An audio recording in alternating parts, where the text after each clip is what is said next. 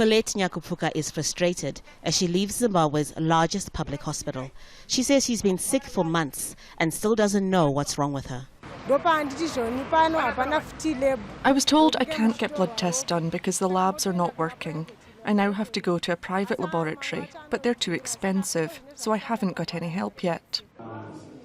Public health workers here often complain about low wages, the lack of personal protective equipment, shortages of drugs and medical equipment, as well as poor working conditions. In some of the medical wards, you can have 2 nurses nursing 40 patients, nursing 30 patients, which is not the correct nurse-patient ratio.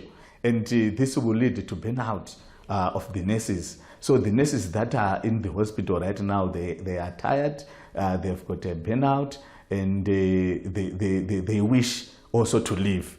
And what is going to happen tomorrow as far as our health delivery system is concerned? The government's Health Service Board says last year more than 2,000 health professionals left Zimbabwe to take jobs in the UK, Ireland, Australia and the US. That's more than double the number of doctors, nurses and pharmacists who left in 2020 and 3 times the number of resignations in 2019. Zimbabwe's government says it costs $70,000 a year to train just one doctor, and it takes years before they qualify. As developing countries, we are spending a lot of scarce resources, we call them scarce resources, in training our health workers, and only to lose them to developed countries.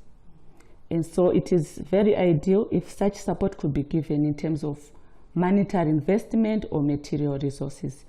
The COVID-19 pandemic has made wealthy nations intensify recruitment and relax visa restrictions for health workers from poorer nations.